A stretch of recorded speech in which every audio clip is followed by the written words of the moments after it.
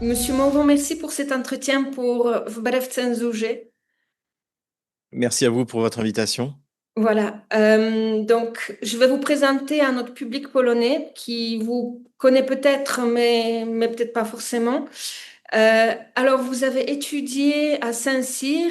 Vous avez été ensuite, vous avez étudié aussi les relations internationales à la Sorbonne. Puis, vous vous êtes engagé dans l'armée en tant que lieutenant. Vous m'arrêtez si je me trompe, hein. En tant Je me suis engagé dans l'armée en rentrant à Saint-Cyr. Et D'accord. je suis sorti de Saint-Cyr, j'ai choisi l'infanterie parachutiste et j'ai servi 3 ans dans les parachutistes. J'ai Voilà, servi 7 ans dans l'armée en tout, en fait. c'est en alarmé, d'accord. Puis en 1999, vous avez déménagé en Russie, à Moscou, Début des années 2000. au début des années 2000. Puis Mhm. là-bas, vous avez créé deux entreprises, les deux dans la sécurité, une au niveau Mhm. de l'IT et l'autre au niveau de la sécurité physique des ressortissants étrangers. Alors, au début, jusqu'en 2014, j'avais une société qui travaillait dans la sécurité et dans l'aide au développement des coopérations franco-russes, notamment dans le domaine militaire. Et à partir de 2014, j'ai arrêté ce domaine, suite aux sanctions, j'ai arrêté ce domaine-là et j'ai monté une société d'informatique, voilà, D'accord. qui n'a rien à voir avec la sécurité, qui fait des produits d'entertainment sur les téléphones mobiles, les jeux vidéo, des choses comme ça. Puis j'ai lu que vous avez notamment sécurisé les ambassades françaises de Kiev et de Moscou.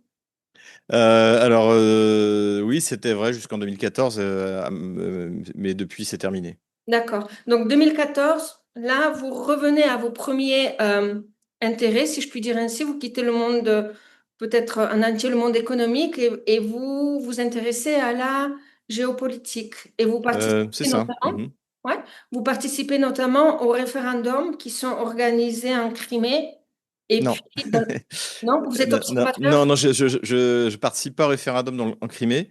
Je me suis rendu en Crimée depuis la réunification, mais le référendum auquel j'ai participé, c'était celui de septembre 2022 dans le Donbass. D'accord. Et en 2014, non. Non, non, non, non. Alors, J'ai pas alors, été, j'y serais allé si on m'avait proposé, mais on ne m'a d'accord. pas proposé. D'accord, et pourtant c'est ce qu'on peut lire, c'est ce qu'on peut lire sur Internet. Par contre, vous publiez bien un livre en 2015, L'Ukraine, pourquoi la France s'est trompée, c'est ça?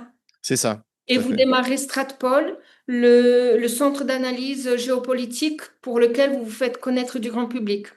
C'est ça, c'est ça. C'est en septembre 2014, si je me souviens bien. D'accord. Puis en fait, vos ennuis, si je puis dire, commencent un petit peu en parallèle. En 2022, avec Mhm. l'opération spéciale en Russie, la guerre contre l'Ukraine.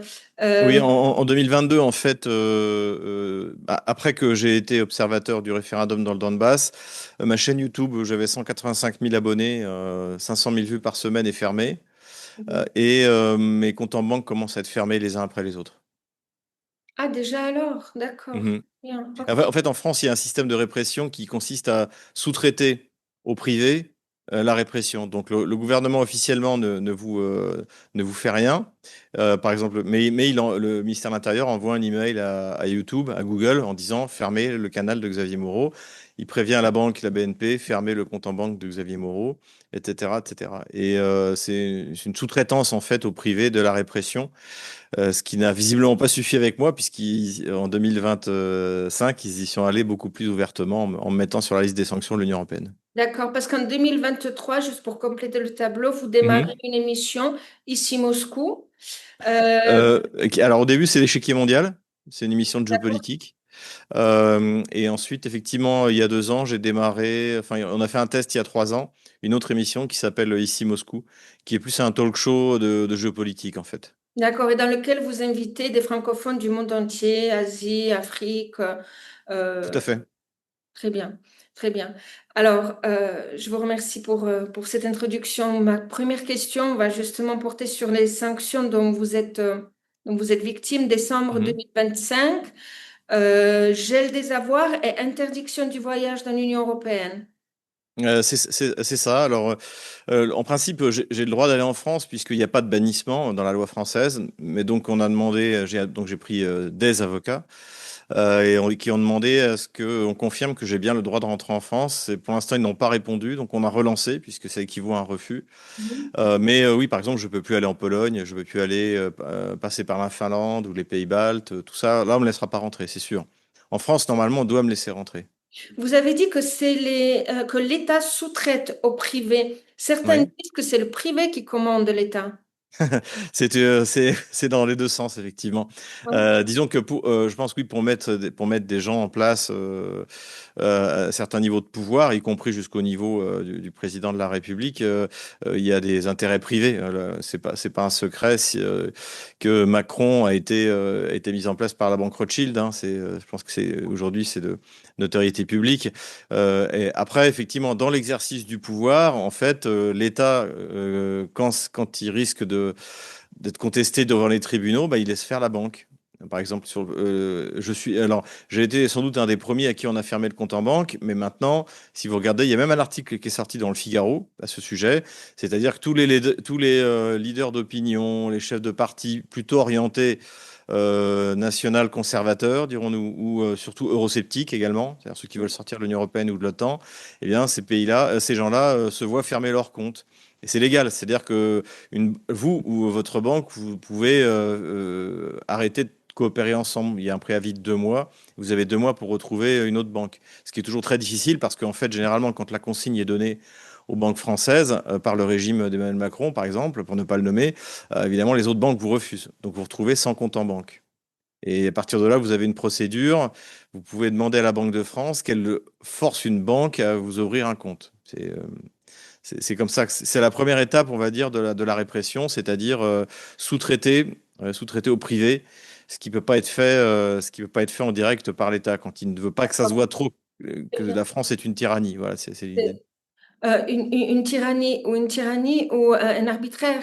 Et parce que Oui? est-ce qu'il y a en fait un jugement avant cela? Vous avez le droit Non, de vous non. défendre, non? Non, il y a même pas d'explication. La banque vous dit c'est terminé. Je le sais parce que la personne qui m'a appelé m'a dit, en fait, ils m'avaient déjà posé plein de questions, mais j'avais un crédit. C'était à la Banque nationale de Paris, pour ne pas la nommer.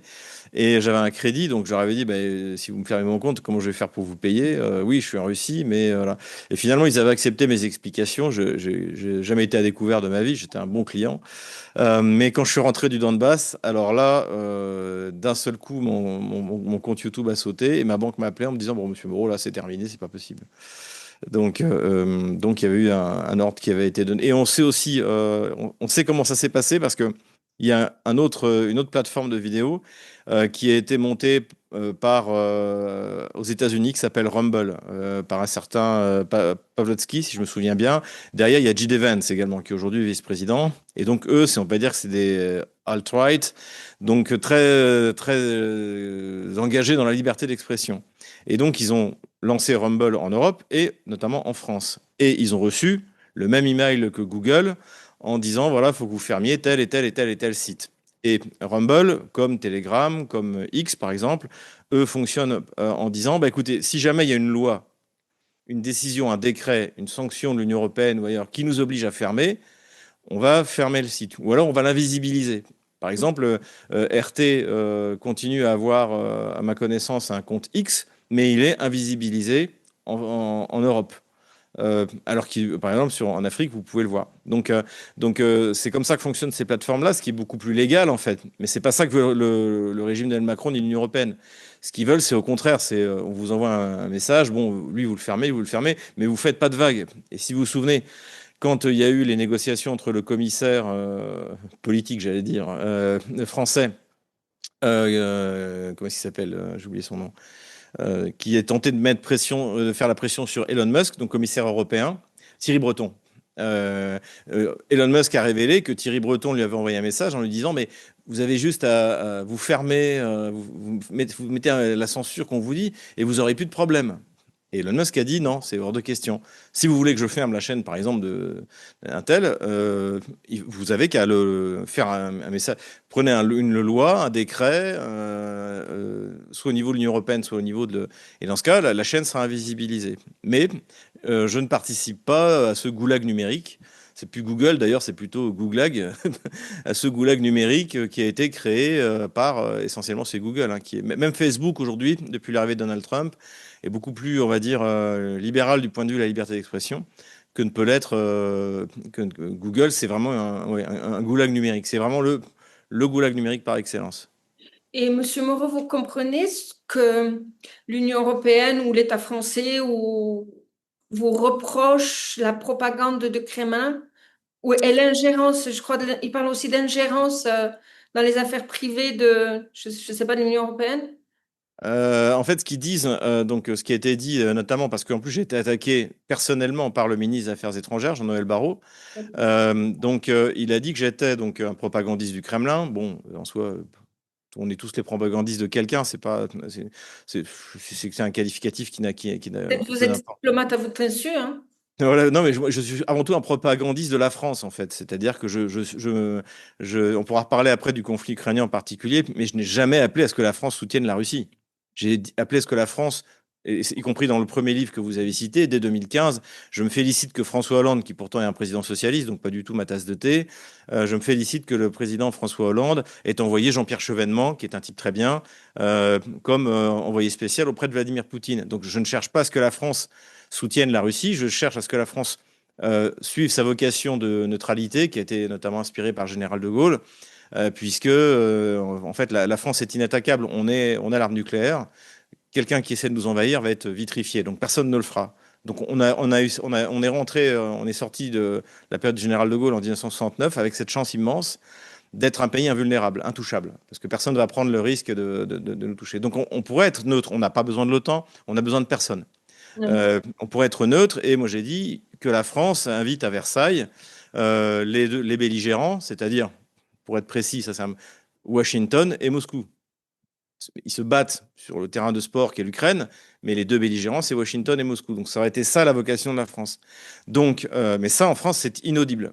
La France doit s'aligner complètement sur les décisions de l'OTAN, sur les décisions de Bruxelles, voire par idéologie les promouvoir. Alors là, Est-ce qu'il n'y a pas de discussion à propos du partage de l'arme nucléaire avec l'Allemagne?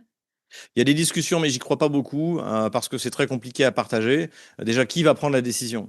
Parce que si en plus la décision est partagée, c'est encore moins dissuasif que s'il n'y a qu'une seule personne qui la prend. Non, ce qui se passe, c'est que Emmanuel Macron n'existe plus au niveau national. Il doit être en dessous de 20% de popularité. Et donc, il essaie d'exister grâce à la constitution de la Ve République, qui donne un pouvoir assez important au président de la République. C'est comme ça que l'a voulu le général de Gaulle. Et donc, dont les affaires étrangères et la défense sont les domaines réservés. C'est-à-dire Mhm. qu'en France, en principe, le ministre des Affaires étrangères, il exécute la politique étrangère que lui donne le président. Pareil pour la défense.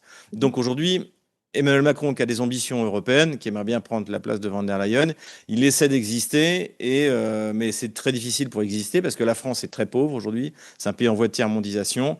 L'insécurité règne partout. C'est vraiment mon pauvre pays est dans une situation catastrophique.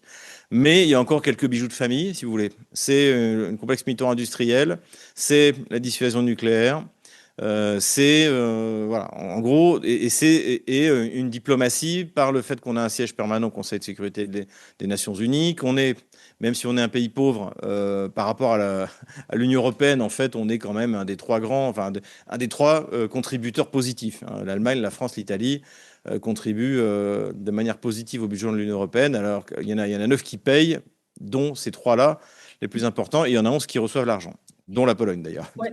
Et vous avez raison d'en profiter. Et donc en fait, en utilisant cette influence-là, Macron essaie de se poser au niveau européen. Donc il s'agite beaucoup, mais vous savez, c'est comme quand il promet des Rafales à Zelensky, des scalps à Zelensky, et après on demande au patron de Dassault pour les Rafales, mais alors vous en êtes où? Il dit, bah, nous on attend le contrat. Il n'y a toujours pas de contrat, c'est des promesses qui seront. Emmanuel Macron s'en va dans moins d'un an. Donc, en fait, ces promesses ne seront pas tenues. N'engage que ceux qui y croient, comme disait Jacques Chirac. Donc voilà à quoi joue Emmanuel Macron. Donc je ne crois pas qu'il y aura de partage de la dissuasion nucléaire. Mhm. Euh, Vous venez d'être élu à des élections pour représenter les Français de l'étranger. Ça vient de se passer, ça a eu lieu au mois de mai de cette année. Ça signifie que vous représentez les Français qui vivent en Russie et en Biélorussie au niveau de la formation, de leurs besoins, je pense. Il s'agit de Oui, savoir leurs besoins à la... alors, toute proportion gardée, en fait, ça correspond aux élections municipales. Donc, vous avez à peu près, je sais pas, disons entre 3 et 4 000 Français, parce que tout le monde n'est pas enregistré, et puis on compte pas les enfants sur les listes électorales, qui vivent en Russie et en Biélorussie.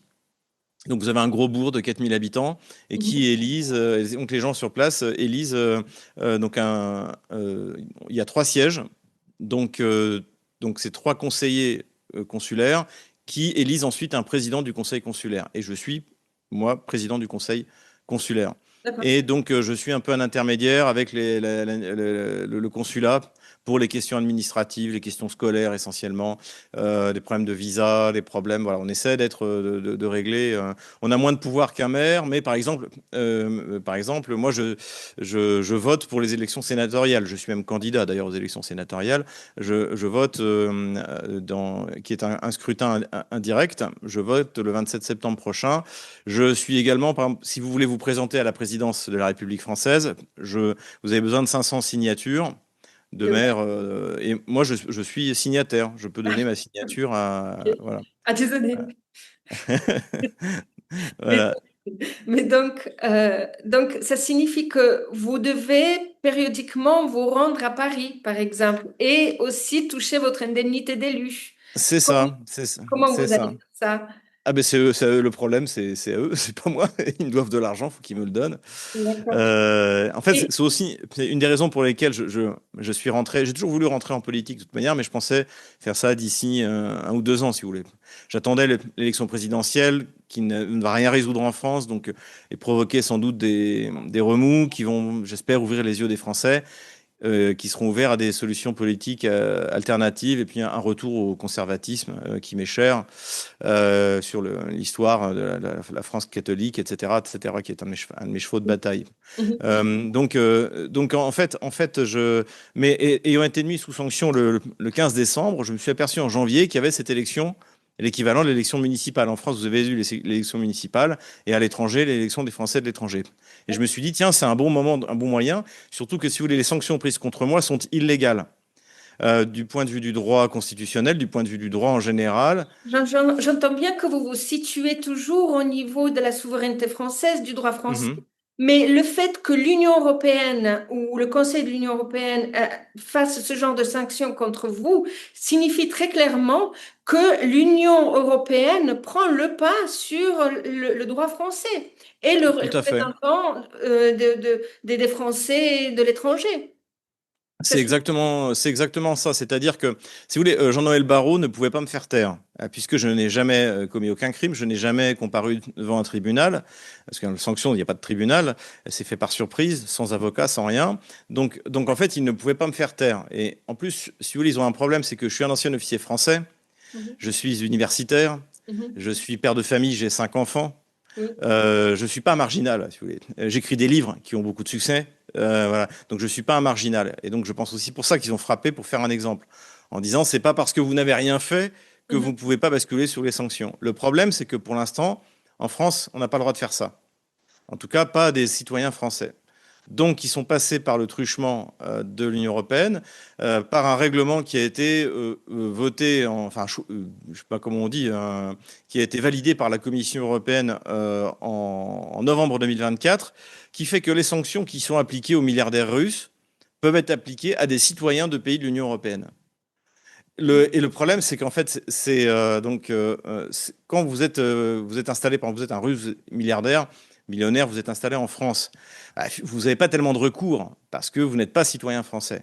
Et surtout, la France, en vous mettant sous sanction, alors enfreint des règles communes, les droits de l'homme, liberté de circulation, liberté d'expression, liberté de propriété, mais globalement, c'est pas un citoyen français à qui elle le fait. Oui. Mais moi si. Moi, si vous voulez, vous prenez la Constitution française, il y a 3 ou 4 articles donc de la Déclaration des droits de l'homme et du citoyen, qui est la référence en préambule de la Constitution française.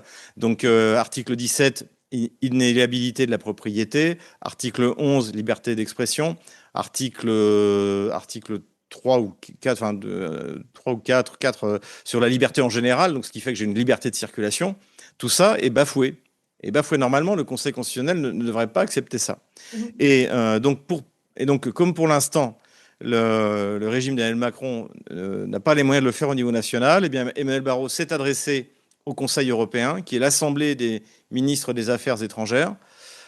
Et donc là, ils décident régulièrement de mettre des gens ou des sociétés sous sanction. Et là où ils ont innové, c'est que, alors ils ont innové avec l'Allemagne, en fait, si je crois que c'est les premiers, c'est qu'ils ont mis leurs propres citoyens sous sanction. Et ça, c'est quelque chose ce qui en fait signifie la fin de l'état de droit en France. La Mais France n'est plus un état de droit. pire, maintenant qu'un élu est sous sanction, c'est comme si l'État se auto-dénigrait. Oui, tout à fait, tout à fait. Alors oui, donc D'être depuis humain, en j'étais fait. et donc ce qui est important aussi, c'est qu'en fait la manière dont c'était présenté dans les grands médias français, c'était en gros j'ai trahi, j'ai fait quelque chose de mal, donc je suis puni. Mhm. Mais en fait, c'est pas ça. C'est-à-dire que c'est un arbitraire. Je n'ai pas plu au régime, donc il a décidé de me priver de mes biens, Mhm. d'une partie de mes revenus, alors que je suis père de famille et de 5 enfants, ils sont tous mineurs, de m'empêcher de circuler, etc. Pour que je me soumette. Oui, c'est ça. C'est pour que je me soumette. D'ailleurs, mon avocat qui travaille pour des gens russes très fortunés, on leur a dit, si jamais vous voulez sortir des sanctions, vous insultez la Russie et Vladimir Poutine. Et hop. Et il y a un banquier qui est connu qui s'appelle Tinkoff qui l'a fait. Il a renoncé, il a tout vendu en Russie et pour conserver ses biens en Étranger. Europe. Et régulièrement, il vient insulter les Russes, le président russe, etc. Et Et lui, là, il n'est pas sous sanction. Vous en avez un contre-exemple. Vous avez pareil, un banquier très connu qui s'appelle Friedman, qui a monté Alpha Bank, donc une grosse banque de Russie. Il n'a jamais fait de politique. Et il est russo-israélien, donc il a double nationalité. Et donc, il s'est retrouvé sous les sanctions. Donc il a dit, mais attendez, moi je soutiens pas Poutine, etc., etc. Et puis le dossier de preuve, on va parler du dossier de preuve que vous avez envoyé, il est faux, les informations sont fausses. On l'a retiré et une semaine après on l'y a remis. Et donc après ils sont partis dans une procédure infinie, interminable, parce qu'en plus vous y êtes, vous ne savez pas quand vous allez en sortir. Au moins quand vous êtes condamné à de la prison. mhm. Déjà, si par exemple j'étais mis en examen pour trafic de drogue, j'aurais toujours accès à mes comptes en banque. Mes amis pourraient m'aider. Là, personne n'a le droit de m'aider. Ouais, Euh, euh, je ne peux pas avoir de contact financier dans un sens ou dans l'autre avec des gens sur place. Si j'étais en France, en fait, je serais condamné à mourir de faim. Oui. Et est-ce que votre famille, votre femme peut avoir un compte bancaire? Alors oui, en principe, elle peut. En D'accord. principe, elle peut. Ok. Mais elle ne peut pas Euh, vous aider. comment? Elle ne pourrait pas vous En aider. principe, non. Mais alors, le problème, c'est que, en fait, c'est pas une loi, mais ces règlements, en fait, contre les citoyens, les simples citoyens de pays d'Europe, il vient d'être mis en place, en fait. Donc, D'accord. et aujourd'hui, ils sont en train de réaliser petit à petit ce qu'ils ont fait. Et c'est pour ça que moi, je fais de la politique. Mon programme, c'est le rétablissement de l'état de droit en France et la neutralité de la France sur la scène internationale. Donc, moi, ce que je veux, c'est le rétablissement de l'état de droit. C'est-à-dire que je sais, quand j'écris, quand je parle, si je commets quelque chose de mal ou de bien. Il y a des sujets qui sont interdits en France. Par exemple, si vous parlez de la Shoah, vous n'avez pas le droit de la remettre en cause. Mhm. Donc, vous n'avez pas le droit d'inciter à la haine, de désigner une race comme étant inférieure, ce qui, moi d'ailleurs, me va très bien. Hein. Et je ne l'ai jamais fait. Donc, il y a des choses qu'on n'a pas le droit de dire. Je les connaissais et je n'ai jamais enfreint la loi. Mais là, en fait, la nouveauté, c'est que vous ne savez pas ce que vous n'avez pas le droit de dire.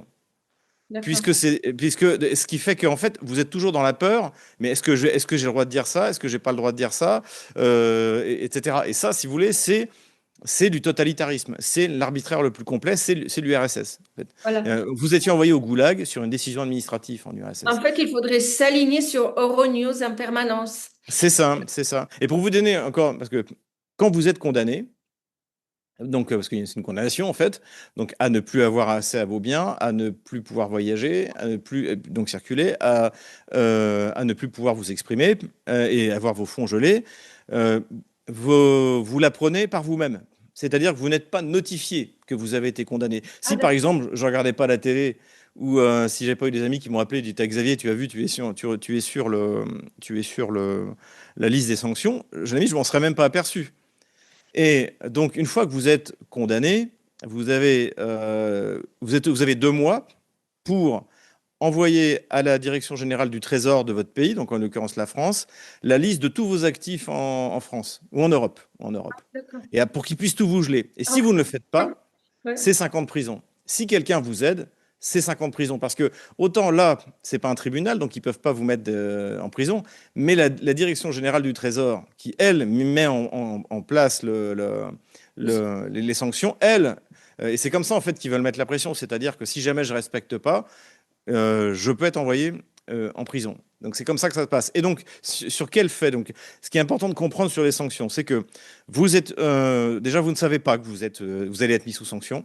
Moi je l'ai appris par un ami bien placé le 11 décembre et le dossier de preuves que on ne vous donne pas. Il faut demander les preuves sur lesquelles votre accusation est fondée. Le dossier de preuves, je l'ai récupéré plus tard, il a été produit le 12 décembre. Donc, ils avaient décidé de me mettre sous sanction avant même d'avoir préparé les pièces pour le justifier. Et les pièces, c'est un PDF de je sais plus, 50 ou 70 pages. Ce sont des captures d'écran d'articles me concernant. Il n'y a même pas une note de synthèse. Même pas. Et traduit en anglais. D'accord. Voilà. En- Et là, j'ai demandé, parce qu'au mois d'octobre, la décision va être prise de me prolonger ou pas dans les sanctions. Donc, mon avocat a demandé à ce que je sois enlevé en expliquant que le dossier de preuve est faux. C'est pas un dossier, il n'y a aucune preuve. Ils en ont renvoyé un il y a une semaine. Cette fois, ça fait 18 pages. Et c'est pareil, c'est des captures d'écran de mon compte X, notamment, par exemple, il n'y a pas très longtemps, les Kieviens ont bombardé dans la région dans Donbass, dans la ville de Starobelsk, un dortoir pour des étudiants, des adolescents. Ils ont tué 19, ils en ont tué 19. Il n'y avait pas de cible militaire autour, c'est délibéré, terrorisme pur et simple. Et les Russes publient la liste des victimes, donc facilement vérifiable. Et donc je fais un post sur X en disant les Russes viennent de publier, donc 3 jours après, la liste complète des morts. La liste de Boutcha, on l'attend toujours. Ce qui est un fait objectif. Les Ukrainiens n'ont jamais donné la liste officielle des morts à Boutcha. Alors que Sergei Lavrov l'a demandé au secrétaire général des Nations Unies, Guterres, il y a 3 mois, en disant quand est-ce qu'on aura la liste pour qu'on puisse travailler là-dessus. Il a dit, je ne sais pas, je ne l'ai pas. Personne n'a la liste officielle du nombre de morts. Et pourtant, Boutcha est ce qui a justifié le prolongement de la guerre au moment où Johnson a débarqué à Kiev. Donc, pour vous dire que, en fait, voilà pourquoi je vais être prolongé sous sanction. Parce que je produis de l'analyse. J'ai participé à un salon du livre en Russie. On me reproche aussi de dire que en France et en Europe en général, on sous-estime le rôle de l'URSS dans la victoire contre les nazis. Donc, en plus, c'est du débat historique. C'est un débat historique sur quelque chose qui s'est passé il y a 80 ans. Vous voyez. Mais ça, non. Donc, ça, j'ai pas le droit de le dire. Donc, sous sanction. D'accord. C'est que quand. Et puis, bien sûr, le fait que je travaille pour RT en français. Voilà, parlons-en de RT. Donc, très clairement, il y a l'introduction d'un délit d'opinion et les arguments russes ne doivent pas être connus du public européen. Le Russia Today, Sputnik ont été interdits dès 2022. Tout à fait. Et voilà. Et par exemple, il y a une affaire maintenant, Ksenia Fedorova vient d'être notifiée, expulsée du territoire français. Là, je crois qu'elle est retenue administrativement chez elle et qu'elle doit Non, sortir non, non. En fait, elle était à l'étranger quand de la la décision ça. a Ouais. été prise. Donc, elle est restée à l'étranger. Et ses avocats sont en train comment dire, d'aller contre cette décision qui est illégale hein, du point de vue du droit français parce qu'elle, finalement, elle n'a pas été sanctionnée par l'Union Présidente de européenne. RT France, parce que je l'ai Voilà. fait, présidente de RT France, et elle donc elle ne faisait, RT France avait en fait arrêté de broadcaster. Par contre, elle, on la voyait dans certains médias qui continuaient à recevoir Ksenia comme journaliste Oui, pour avoir elle est journaliste. Elle est voilà, elle est journaliste. journaliste. D'accord. Elle travaillait pour les médias, notamment du groupe Bolloré, c'est-à-dire la chaîne d'information CNews. également le journal du dimanche. Voilà. Donc, Mais orienté là, donc, très. du coup, oui, là, donc, du coup, même cette parole-là, cette parole à destination du grand public est interdite. Oui. En fait, si vous voulez, si vous regardez les télés françaises, vous avez, je ne sais pas combien, en tout, il y en a eu tellement qui ont défilé, mais vous avez peut-être une dizaine d'Ukrainiennes, plus ou moins hystériques, pardonnez-moi, qui passent à la télé, notamment qui menacent de mort, qui disent que les Russes sont des cafards. Moi, j'ai débattu avec l'une d'entre elles, Madame Alapoedi, qui a dit, trouvé intelligent de dire pendant le débat, tu te mets, c'est bien que les Russes viennent là, dans le Donbass, ils vont mourir, ça va faire de l'engrais.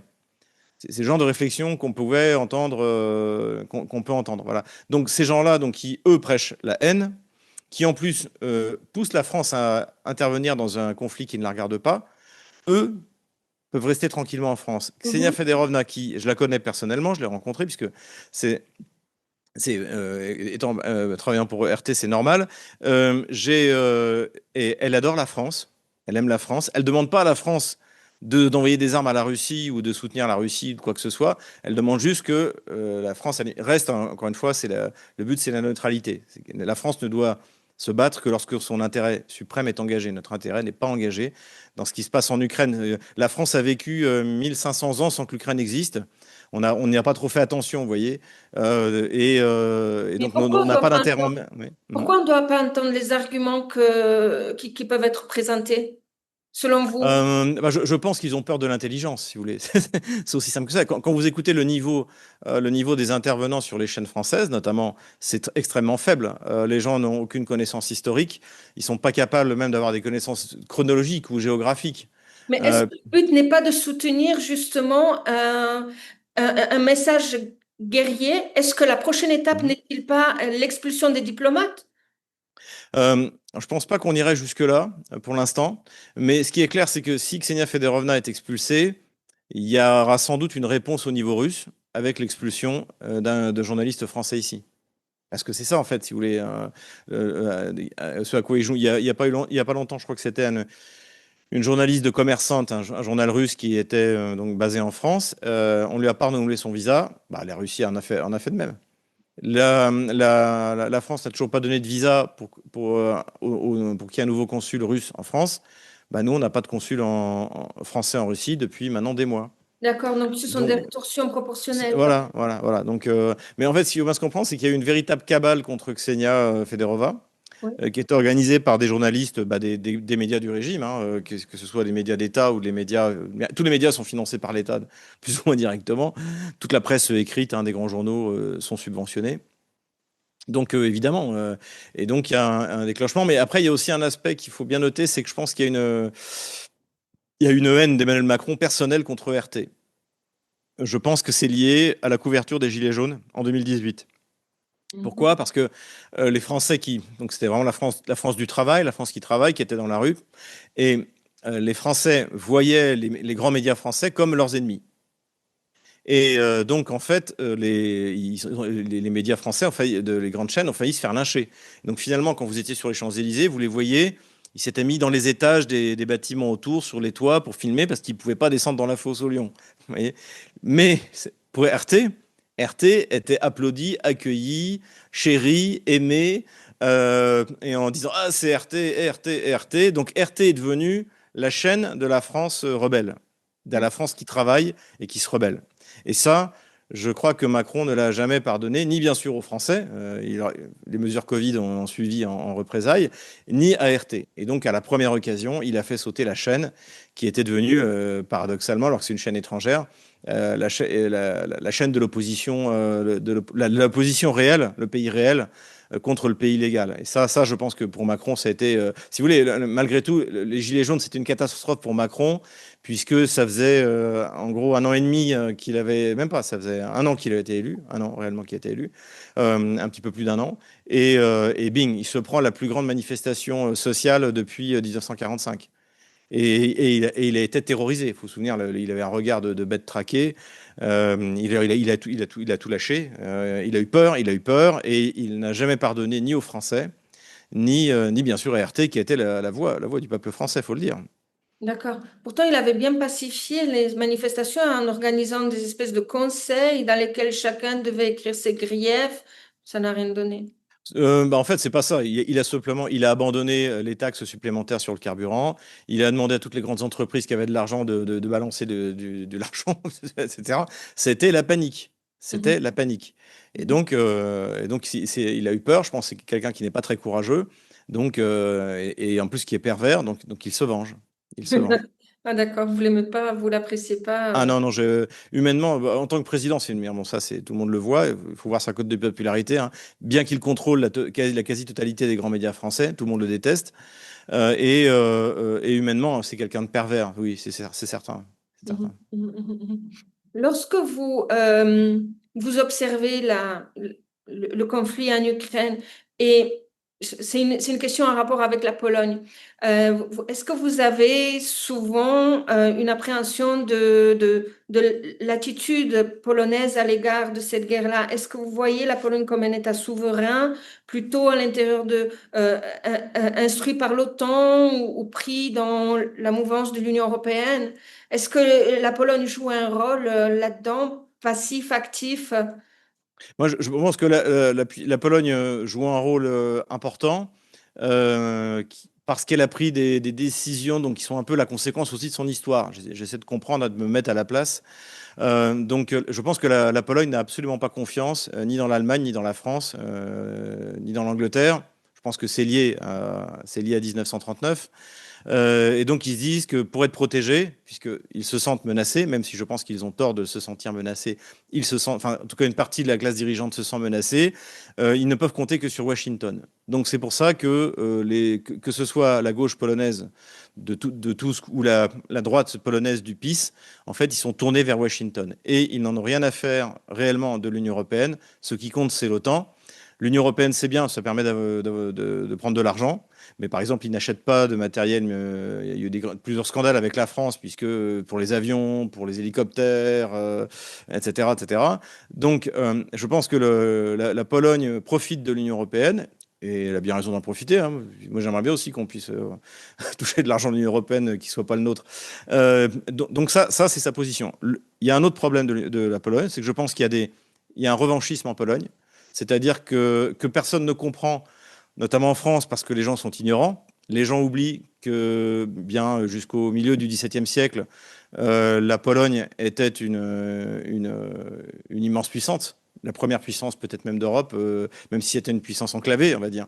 Mais c'est la Rzeczpospolita, précisément, était une puissance considérable qui a d'ailleurs permis de sauver au siège de Vienne, a permis de vaincre l'Empire ottoman.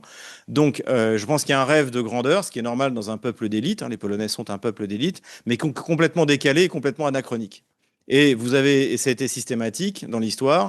1918, la Pologne, et c'est tout à fait louable, renaît. Mais immédiatement, le général Pilsudski se met à attaquer ce qui correspond aujourd'hui à l'Ukraine. Et bon, alors ça se finit par le traité de Riga. Mais dans la tête des élites polonaises, de Pilsudski, il y a toujours cette idée, donc il appelait ça la République d'entre les deux mers. Mer Baltique, mer Noire. Le problème, c'est qu'à l'époque, il avait accès qu'à la Baltique. Donc, dès cette époque-là, il y a il y a une volonté, une action politique, hein, qu'on appelle le prométhéisme, qui vise à essayer de reprendre ces territoires, notamment de l'ouest de l'Ukraine actuelle et même centrale, hein. Kiev a été dominé par les Polonais. C'est l'histoire de Taras Bulba. Donc, de reprendre pied pour étendre je dirais, sa domination géopolitique, augmenter son espace géopolitique et évidemment faire ce lien entre la mer Baltique et la mer Noire, et même avec la nouvelle idéologie maintenant qui est apparue, je crois que normalement c'est le PiS, hein, qui l'a mis au point, ils appellent l'initiative des trois mers. Donc non seulement la mer Baltique, la mer Noire, mais également la mer Adriatique. Attendez, vous me dites que du côté russe, on pense que c'est la Pologne qui est expansionniste. Oui, tout à fait. Ok, d'accord. Non, non, non, non, je dirais pas ça. Je Ouais. dirais pas ça. Ce que je dis, c'est que dans la tête d'une partie des élites polonaises, il y a Ouais. cette idée, notamment l'initiative des trois mers. C'est une puissance, une Pologne puissance qui administre, on va dire, les petits pays d'Europe de l'Est, puisque Mais, la Pologne est le pays le plus peuplé, le plus grand, sans doute la première économie d'Europe de l'Est, hein, si on tire mais l'Allemagne, hein, évidemment. d'accord, mais Euh, vous pensez que du côté russe, c'est comme ça que non, est perçu non, un rôle éventuel de la Pologne? non. D'accord. Alors, Vladimir Poutine vient de Donc c'est dire qu'il juste dans pensait. la tête des Polonais. Je pense que ça, c'est ce qui se passe dans la tête. Ah ben, je le constate, c'est-à-dire bon, cette initiative des trois mers, qu'est-ce que c'est que ce truc? On a, par exemple, surtout aujourd'hui, les projets impériaux ou impérialistes en Europe n'ont aucun sens. On a tous des démographies catastrophiques. Mhm. Voilà. Donc en fait, on va rien Non, envahir du tout. industrialiste. Il faut qu'on s'occupe de nous. Il faut qu'on Oui, s'occupe de nos familles, oui. qu'on les encourage à faire des enfants. Ce que font les Russes. Et moi, j'ai 5 enfants. Je peux vous dire qu'on a des tonnes d'aides, familles nombreuses. On est des héros. C'est extraordinaire, vous voyez. Donc c'est ça qu'il faut. C'est ça que doit faire la Pologne. C'est ça que faisait. Alors je pense que ça va continuer Orban à l'époque. Baisse des impôts, etc. Pour encourager. C'est ça notre seule préoccupation. Nous, pays européens, c'est pas de créer un bloc géopolitique, c'est de faire des enfants.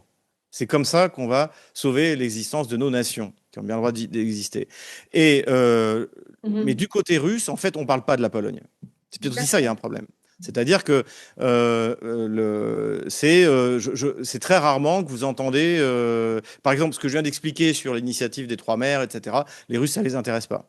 Parce que, mais cela dit, maintenant, ça concerne plus que la Pologne, mais également la France, par exemple, parce qu'ils ne prennent pas la Pologne comme un acteur important, Autonome. voilà, autonome. C'est-à-dire que si on a un problème avec la Pologne, on va parler à Washington. Oui. Et même maintenant, c'est le cas avec la France. Par exemple, aujourd'hui, il y a toute une campagne qui explique il y a des ingérences, la Russie met des moyens énormes, bah, dont votre serviteur, pour s'ingérer en France. Mais en fait, les Russes se fichent de savoir ce que pensent les Français, ce que va dire Emmanuel Macron. Mhm. Ils ont bien compris que ça n'avait aucune force, D'accord. aucun impact. Et je pense qu'il met. Et d'ailleurs, aujourd'hui, je vais vous dire, RT en français, la cible avant tout, c'est les pays francophones, notamment l'Afrique. Bien plus que la France. Oui, oui, oui, c'était une question que j'avais. Ouais. Comment se fait-il que vous avez autant d'invités justement d'Afrique? Pourquoi, d'où vient cet intérêt de la Alors, Russie pour oui, la... ah bah, la Russie, c'est un pays. Alors, ça date pas de l'Empire, mais ça date de l'URSS. C'est-à-dire que la Russie s'est posée comme le champion des peuples qui voulaient se libérer de la colonisation. Et donc en fait, donc vous avez une certaine catégorie d'hommes politiques en Afrique qui parlent français, mais qui parlent également russe, parce ils ont étudié en Russie. Donc vous avez un gros potentiel de sympathie, comme en plus c'est pas un ancien pays colonisateur. Il y a un énorme potentiel de sympathie. Ils ont laissé de bons souvenirs. Ils ont perdu beaucoup d'argent d'ailleurs en investissant en Afrique, comme nous d'ailleurs. Donc il y a des liens. Et puis la Russie surtout a compris une chose, c'est qu'il fallait pas s'ingérer dans les affaires des Africains. Et ça, les Africains adorent. Donc quand il y a un coup d'État au Niger, au Burkina Faso ou ailleurs, les Russes disent, vous réglez votre problème, nous, si vous voulez, on continuera à travailler avec celui qui aura gagné. En gros, c'est le message qu'envoient les Russes. Et ce qui fait que les Russes s'en sortent toujours, quel que soit le changement de politique, D'accord. et surtout l'approche russe, à mon avis, est bien plus saine parce que donc elle respecte la souveraineté des États. Le problème du régime des régimes en Afrique, c'est le problème des Africains, ni des Russes ni des Français. Or, les Français considèrent que si, eux, c'est leur régime. Et en plus, l'arrivée d'Emmanuel Macron a été extrêmement négative puisqu'il a été extrêmement maladroit. En 2017, il s'est moqué Oui, publiquement dans une université du président burkinabé de l'époque, qui oui. était un ancien mécanicien À propos de la et il climatisation. lui a dit d'aller réparer la clim. Il a dit, ah, il est parti Ouais. réparer la climatisation. Et je pense que Donc, c'est donc, camouflé, oui. donc vous avez le discours de Nicolas Sarkozy, le discours comment il s'appelle, de Brazzaville, je ne sais plus quelle capitale il avait sorti ses âneries. Donc vous avez Sarkozy qui avait un mépris ouvert pour les Africains. Bon, Hollande qui était insignifiant comme d'habitude, mais qui est toujours en train de donner des leçons, notamment sur le Il y avait LGBT. l'opération Barkhane, non? Oui, mais ça, à la limite, à l'origine, le Mali nous avait appelé à l'aide. Donc, mais le problème, c'est qu'après, on a voulu y rester. Ouais. Et vous voyez, la grande force des Russes, ils interviennent militairement, mais ce sont des prestataires. Ils sont payés. Ils trouvent le moyen de se payer en nature. C'était le grand rôle de Prigogine, par exemple, pour Wagner. Et Prigojine n'est pas du tout un soldat, il n'y connaît rien dans l'armée. Mais en Afrique, il était très fort parce qu'il savait là où il pouvait aller se payer. Tiens, ce pays-là, ils ont pas d'argent, mais ils ont des diamants, ils ont telles ressources naturelles, etc. Donc, la relation entre les États africains et le soutien militaire russe, c'est une relation de client à fournisseur. Ah oui. Et ce qui fait que quand vous avez un changement de gouvernement, bah, le fournisseur arrive, dit bon bah si vous voulez, nous on aime bien travailler, on aimait bien travailler avec vos prédécesseurs, on aimerait bien continuer. Et à aucun moment vous avez les Russes qui disent ah, quand même vous n'êtes pas vraiment démocrate parce que il n'y a pas de gay pride à Bamako. Vous voyez. Donc ça vous l'entendrez jamais. Donc la méthode russe pour moi, et d'ailleurs je suis pas seul à dire. Moi, je suis pas africaniste, hein, mais on a des grands africanistes français qui Comme les disent la Blancs. même chose en disant les Russes sont beaucoup plus prudents et business is business. Et ça, c'est beaucoup plus sain. Et c'est ce qu'on C'est devrait une faire. manière pour les Russes d'avoir des cartes qu'ils peuvent troquer contre, par exemple, l'influence en Ukraine. Et disons que ça joue un rôle important d'être bien vu en Afrique, notamment à l'Assemblée nationale des Nations Unies, à l'Assemblée générale des Nations Unies. Mhm, mhm. Le Conseil de sécurité, bon, c'est l'organe principal, hein, c'est celui qui décide. Là, les Russes ont le droit de vote. Bon, ils s'en fichent un peu. Ils sont favorables à ce que le Brésil ait un siège permanent, un pays d'Afrique, etc. Mais globalement, ils s'en fichent un peu du Conseil de sécurité de ce point de vue-là. Mais en revanche, l'Assemblée générale des Nations Unies, là, c'est sur les questions, c'est un vote à la majorité. Et depuis que la Russie est revenue en Afrique, avant, tous les pays africains votaient pour les décisions des anciens pays colonisateurs. En gros, c'était pas très glorieux. Aujourd'hui, bah, vous voyez, les pays francophones, ils s'abstiennent. Ou quelquefois même, ils soutiennent. Là, je peux vous dire que l'association des États du Sahel, donc vous avez le Burkina Faso, le Niger et j'en oublie toujours un. Bon, peu importe. Et le Mali. Eh bien, ces pays-là, ils voteront pro-russe maintenant à l'Assemblée générale des Nations Unies. Et ceux qui voteront pas par un pays comme le Tchad, qui est toujours entre la France, qui garde quand même des relations plus ou moins normales avec la Russie, avec la France, pardon, lui s'abstiendra. Mhm. Donc il y a une perte d'influence, mais qui est posée, encore une fois, c'est la France qui est à l'origine de cette perte d'influence. Et surtout, il faut voir une chose, pardonnez-moi, après, mais la Russie, par rapport aux gros investisseurs en Afrique, c'est-à-dire la Chine, les Émirats arabes unis, la Turquie, même la France encore, et d'autres pays, elle est même pas dans le top 10. Elle est Mais même pas dans le top il y a le 10. franc CFA. Il y a le franc CFA qui a toujours une influence. On parle de dédollarisation du monde et certains pays africains prennent ça en parallèle. Ils disent qu'ils voudraient récupérer une souveraineté financière aussi. Ben, moi, je pense qu'ils devraient le faire, mais honnêtement, c'est eux qui ne veulent pas le faire. Moi, j'étais très surpris que le Sénégal, j'étais très heureux de l'arrivée au pouvoir. Alors, depuis, ils se sont disputés, malheureusement, de Bassirou Diomaye Faye et de Ousmane Sonko donc au Sénégal, et qui, pour moi, sont des nationalistes. Je me suis dit, bon, bah, ils vont sortir du franc CFA. Et non, ils y sont toujours. Parce qu'en fait, concrètement, c'est plus les Africains qui veulent. Parce que ça va. Si vous sortez du franc CFA, et je pense qu'ils doivent le faire. Moi, si j'étais président africain, c'est la première chose que je ferais. Mais ça va secouer. Mhm. Parce que ça veut dire que la monnaie sénégalaise, qui sera plus garantie par Le va l'euro franc, en s'évaluer. fait, Mhm. elle va être dévaluée, ça va être très très dur. Voilà. Et je pense que Bassirou Diomaye Faye et Ousmane Sonko n'ont pas osé le faire. Alors qu'en fait, c'est quelque chose qu'il faut faire dès le début. C'est comme en France. Si vous arrivez et vous voulez réformer la France, vous arrivez au pouvoir, vous avez 6 mois. Après, vous pouvez dormir. Mais il faut faire tout de suite tout et très fort. Et là, malheureusement, je pense que. Alors, j'espère que le Sénégal va finalement le faire. Mais je crois qu'on fait un mauvais procès à la France au niveau du franc CFA. Le commerce, en plus, avec la France est très présente en fait en Afrique économiquement, mais parce qu'il y a plein d'entrepreneurs français en Afrique. Mhm. Mais du point de vue des échanges entre les pays, c'est très faible. Donc le franc CFA n'est pas. Mais je pense que oui, ça traîne trop. Ça traîne trop. Mais si les Africains étaient vraiment. C'est pour ça qu'ils veulent créer autre chose, l'éco, etc. Mais il faut retrouver sa monnaie. Là. Il y a pas de... Moi, j'étais très déçu, hein, je vous dis honnêtement. J'étais très déçu que Ousmane Sonko, alors maintenant il est plus Premier ministre, mais Diomaye Faye, là, il faut y aller. Là, c'est pas possible. Mhm. J'aimerais revenir à la popularité que peut avoir la Russie chez certains Français. Vous aviez mentionné que, par exemple, RT avait été très populaire, beaucoup plus en confiance quand il y avait l'histoire des Gilets jaunes. Là, actuellement, on voit aussi certains Français s'expatrier pour trouver refuge en Russie. Comment vous expliquez ça? Disons que la Russie, c'est un peu la France d'avant.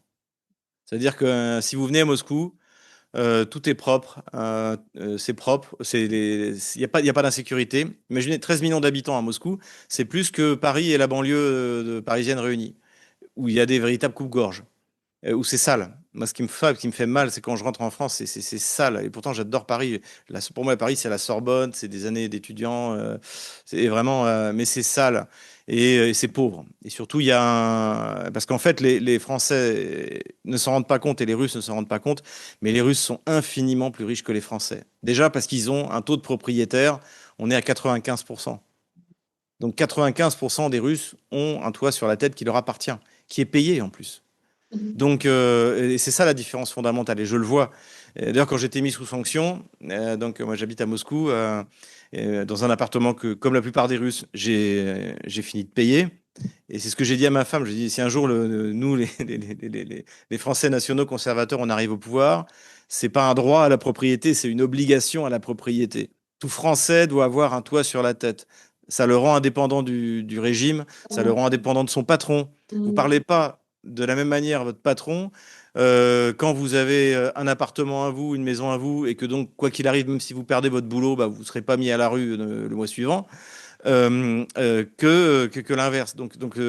Et ça, en fait, c'est une richesse je sais pas comment c'est en Pologne, mais c'est une richesse que les Russes ont et que les Français n'ont pas, que beaucoup de Français n'ont pas. Mhm. Et puis surtout, il y a la fiscalité n'a absolument rien à voir. Il y a très peu d'impôts en Russie. Et les familles nombreuses moi je en parle, la liste des aides est tout simplement colossale. Donc en fait, et donc ce qui fait que les gens sont heureux. Alors même si les Russes, bon, mais ça c'est le côté un peu slave, ils sont un peu fermés à l'abord. En fait, c'est des gens gentils, chaleureux. Moi, je dis, donc je suis catholique, je dis les gens qui me suivent, il dit, bah, si vous venez à Moscou, je suis à la messe tous les dimanches à Saint-Louis des Français, venez me saluer. Et la dernière fois, il y a un couple qui arrive, c'est leur premier séjour à Moscou. Il m'a dit, ah, on a voulu se faire un bon resto. Quand le patron a appris qu'on était français, il est venu nous parler. Il parlait un petit peu mot de français et il nous a payé le taxi pour rentrer à notre hôtel. Ouais, C'est ça dont sont capables. Voilà, les Russes sont vraiment des gens gentils en fait. Quand on les connaît, c'est vraiment des gens gentils.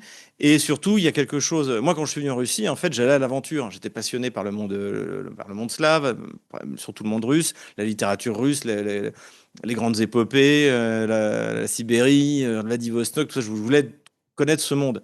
Mais je fuyais pas la France. La France était à l'époque plus riche que la Russie, il y a 26 ans. Euh, et aujourd'hui, je vois des gens qui arrivent qui vraiment fuient. Ils fuient l'insécurité, ils fuient la pauvreté. Et puis surtout, il y a l'aspect aussi des valeurs traditionnelles. Et C'est-à-dire que vous n'avez pas du LGBT à tous les coins de rue. C'est interdit. Voilà, c'est interdit. La propagande LGBT est interdite, c'est une loi. Et au niveau du droit à l'opinion, j'ai lu que le président Poutine pensait interdire Telegram. Euh, c'est faux, c'est vrai? Alors, Telegram en fait est bloqué sur l'internet russe, mais vous y avez accès sans difficulté avec un VPN. Donc, il y a Euh, pareillement des brimades au niveau de l'information. je pense que la question de Telegram pour les Russes, il y a trois aspects. Il y a d'abord un aspect, c'est que les Russes ont mis au point leur propre système de messagerie qui s'appelle Max. Qui fonctionne bien. Au début, ça a très mal marché au début, et qui fonctionne bien, et qui est lié en plus à tout ce qui est service de l'État, c'est-à-dire vous voulez réserver comment dire, un traitement à la clinique, maintenant ça passe par ça. Or, les Russes, quand Max a été lancé, n'en avaient rien à faire. Ça les intéressait pas. Parce que tout le monde est sur Telegram. En Russie, c'est Telegram qui domine. Et même les blogueurs russes pro-russes qui soutiennent l'armée russe, etc., sont sur Telegram.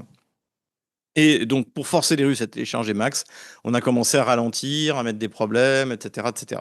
Donc ça, c'est un premier aspect. Le deuxième aspect, c'est que les services secrets ukrainiens utilisent Telegram pour recruter des terroristes. notamment des enfants. Ils vont sur les canaux et ils repèrent les personnes fragiles. Et par exemple, vous avez des images, bah, vous voyez, l'autre coup, j'ai vu une gamine de 14 ans qui lance un bidon d'essence sur une station-service et qui essaie d'y foutre le feu. Elle a été recrutée par des agents du SBU. Voilà. Donc, ce qu'ont demandé les Russes, ce qu'ont demandé le FSB à Pavel Durov, c'est aidez-nous à combattre ça. Ils n'ont pas demandé la censure de certains canaux, mais ils ont demandé, et en plus, ce que font les Russes, contrairement aux Français, c'est qu'ils font pas ça en loose day, comme on dit, en cachette. Ils font ça ouvertement. C'est eux, on veut qu'ils soient bloqués en Russie, eux, on veut qu'ils soient bloqués en Russie, etc., etc., etc. Et ça, pour l'instant, Pavel Durov, sans que je comprenne pourquoi, ne veut pas le faire. Moi, je trouve tout à fait normal, dans le cadre de la lutte antiterroriste, de coopérer avec. D'ailleurs, quand Pavel Durov était arrêté en France, et qu'il a été interrogé, il a dit, mais l'excuse, c'était l'antiterrorisme. Alors qu'en fait, la vraie raison, c'était la censure. Mais il a dit, mais moi, je comprends pas, je rencontre régulièrement un type de la DGSE à Dubaï, les services secrets français. Donc, pourquoi est-ce qu'il fait ça avec les Français et pas avec les Russes? J'ai pas toutes les réponses. Je pense aussi qu'il y a un problème de ressources. Par exemple, il y a plusieurs faux comptes, Xavier Moreau ou Stratpol. Je les ai systématiquement signalés. Ça ne sert Ouais, absolument ouais. à rien. Ah, Ça ne sert d'accord. absolument à rien. Ouais, ouais. Donc bon, je pense qu'il y a pas la ressource, voilà. Donc ça, c'est Telegram. Mais je ne serais pas étonné que la veille de l'élection législative, finalement, Telegram soit remis en route d'une manière ou d'une autre. D'accord. Voilà, ce qui est clair, c'est que pour moi, la Russie, avant l'opération militaire spéciale, était un modèle de liberté d'expression. Vous aviez une chaîne qui était farouchement d'opposition, qui s'appelait Doge TV, qui avait ses bureaux, qui émettait, puis il y a des bouquets satellites qui vous la proposaient sur leur compte. Donc, et ils avaient le droit de dire, même moi je les suivais, parce que ça m'intéressait de savoir ce que représentait. D'ailleurs, ça représente rien, ce qu'on appelle ici les libérales, les libéraux, c'est plutôt les gauchistes en France, si vous voulez. C'était Navalny, etc., ne représentait rien au niveau du pays, peut-être 2% maximum. Mais c'était intéressant, parce que c'était par là que l'Occident essayait d'influer. Donc eux, ben, ils ont fait leur bagage, ils sont à Vilnius maintenant. Donc, mais j'espère que quand la guerre sera terminée, ils pourront revenir en Russie, parce que la Russie était vraiment un exemple de liberté d'expression. Là, il y a des mesures qui sont prises parce que c'est la guerre. Bon, passons. Mais j'espère que, encore une fois, quand la guerre sera terminée, on reviendra, que la Russie reviendra ce qu'elle était pour moi. Vraiment un exemple. Mais les restrictions sur Internet sont très très mal vécues. D'ailleurs, là, vous avez la campagne des législatives. Il y a un parti qui s'appelle Novi Lyudi, les nouveaux gens. Donc son leader s'appelle Netchaïev et il a fait un discours devant le Parlement russe en disant oui, il faut gagner, il faut la victoire, mais il faut arrêter de prendre les Russes pour des enfants. Toutes ces interdictions sont contre-productives voilà, on n'a pas besoin de ça. Et je pense qu'il a tout à fait raison. Il a Ouais. raison. Et je pense que c'est un discours, enfin, on va voir les résultats. Après, Poutine est très, très populaire. Mais je pense que c'est un discours qui peut rencontrer du succès chez les Russes, qui en ont ras-le-bol des limites sur Internet. Et qui, en plus, à mon avis, je vous dis honnêtement, ne servent à rien. D'accord. D'accord. Parce que en même temps, je crois que le président Poutine est critiqué parce que cette opération spéciale dure, alors que Ouais. certains auraient souhaité, auraient pensé que il aurait Mais c'est fallu ça, agir c'est différemment. c'est- c'est ça, c'est le paradoxe. C'est-à-dire que les gens ne se rendent pas compte que l'opposition à Vladimir Poutine, elle est essentiellement sur le fait qu'on pense qu'il y va pas assez fort. Vous Mhm. voyez, depuis 3 semaines, les Russes, en représailles des frappes sur leurs raffineries, les entrepôts, etc., et les bateaux, se sont mis à taper à faire pareil. Ils ont bloqué la mer Noire pour l'Ukraine. Il n'y a plus rien qui sort, il n'y a plus rien qui rentre. C'est terminé. Et Mhm. ça marche. Ça veut dire que les Prendre Européens. ça. Ouais, comment? Est-ce qu'ils vont prendre des ça? Je pense que, pas forcément du point de vue militaire, mais dans la structure de l'Ukraine post-guerre, qui, à mon avis, sera une démocratie très décentralisée, il suffira de laisser voter les gens à Odessa, ils voteront pour le candidat pro-russe. Donc, je pense que c'est comme ça. Je vois plutôt. Parce que je pense que la guerre peut s'arrêter peut-être même cette année, étant donné. Mais le truc, c'est que ce que je vous disais, c'est-à-dire que tout d'un coup, donc les Russes se sont mis donc en fait à tout détruire, tout ce qui rentre et ce qui sort d'Odessa, ça marche, c'est la catastrophe en fait. C'est-à-dire que les Européens qui cotisent normalement, ils payent peut-être maintenant, ça devait être les 2 tiers du budget. Mais si Odessa, si les ports de la mer Noire ne fonctionnent plus, c'est 100%. C'est-à-dire que c'est plus 90 milliards plus 70 plus 70, il faut encore en mettre 100. Donc là, la question, c'est vrai que tout le monde, les commentaires, c'est pourquoi on n'a pas commencé par ça. Alors la réponse, moi je le dis, c'est que je pense que Poutine l'a dit, il considère que ce sont des Russes qui habitent à Odessa au bord de la mer Noire, c'est la Nouvelle-Russie. Hein, c'était fondé par la Grande Catherine. C'était pas du tout, c'était même pas ukrainien. C'était les terres du Khanat de Crimée. Hein, c'était une partie de l'Empire ottoman et qui était peuplée essentiellement par des peuples chrétiens de l'Empire ottoman, que la Grande Catherine a fait venir. Donc tous ces territoires-là Poutine considère que c'est des territoires russes, habités par des Russes. Et donc il a hésité longtemps. Et il a fallu que Kiev franchisse de manière très malhabile des limites qui n'étaient pas dites, mais qu'on aurait pu imaginer. Et là, la Russie a franchi le coup. Alors, là, donc, vous aviez Zelensky qui avait annoncé 40 jours de terreur. Bah, ça se terminait hier. Donc, qui allait pousser la Russie à accepter les conditions de Kiev et de l'OTAN. Bon, c'est un échec complet. Et là, hier, il a fait une autre déclaration en disant, bon, bah, finalement, je veux bien une trêve. Alors, soit une trêve énergétique, une trêve sur la ligne de front, une trêve maritime. Donc, c'est lui qui arrive en implorant des trêves. Mais là, je pense que les Russes ont franchi un palier et je pense pas qu'ils reviennent en arrière. Je pense que d'ici la fin de la guerre, il n'y aura pas grand-chose qui va sortir et rentrer à Odessa. Je pense même que la prochaine étape, c'est les ponts sur le Dniepr. Là, ils ont détruit un pont extrêmement important à l'ouest d'Odessa, le pont de la Toka. Et je pense que c'est pas terminé. Après, il y a la Moldavie, Transnistrie, tout ça. Bah voilà, mais le problème, c'est que bon, la- la- l'avenir, le problème, c'est qu'en fait, si vous voulez, ce qu'on vit aujourd'hui en Ukraine, c'est le résultat de la chute de grands empires. Donc, Empire austro-hongrois, Empire ottoman, Empire soviétique, etc. Et les conséquences de la chute de tels empires résonnent sur plusieurs siècles. Et il y a par exemple, je vous parlais de la Nouvelle-Russie, pareil, ça résonne par rapport à la chute de l'Empire ottoman. Le contrôle de la mer Noire, il y a des fondamentaux qui sont là. Et en fait, vous avez des découpages territoriaux qui sont absurdes. Et la Transnistrie, bah, c'est un morceau de la Moldavie qui n'est pas moldave, qui n'est ni moldave ni roumain, parce qu'en fait, les Moldaves, c'est des Roumains, ils parlent roumain d'ailleurs, sauf la Transnistrie. La Transnistrie est bien plus proche finalement de l'Ukraine que de la Moldavie. Mais la question, c'est est-ce que la Moldavie va fusionner avec la Roumanie? Alors, une bonne partie des Moldaves ne seraient pas contre, mais les Gagaouzes sont contre, les habitants de la Transnistrie sont contre. Euh, Il y a des troupes russes sur place, c'est un abcès, mais qui pourrait être réglé effectivement si jamais la Russie contrôlait la région d'Odessa. Bah, ils ont un lien direct à la Transnistrie. La Transnistrie n'est plus enclavée. Et puis, on pourra se mettre autour d'une table et puis commencer à réfléchir. Comment est-ce qu'on peut se mettre d'accord pour un nouveau partage des territoires? Mais c'est encore une fois ces questions territoriales, de chute des empires, c'est sans fin. Hein. D'accord. Il y a juste vous qui êtes tranquilles, les Polonais. Parce que maintenant Danzig est devenu Gdansk, personne n'ira vous le prendre. Donc, Ouais, les Allemands ne reviendront pas le prendre. ouais, Donc, ouais. donc là, je pense que, alors, je sais qu'il y a l'ancien chef d'état-major de l'armée polonaise là, il est mort depuis, qui voulait prendre Kaliningrad, mais globalement, j'y crois pas trop non plus. Mais voilà, mais il y a des frontières en Europe qui sont beaucoup moins stables, hein, y compris à l'intérieur de l'Ukraine.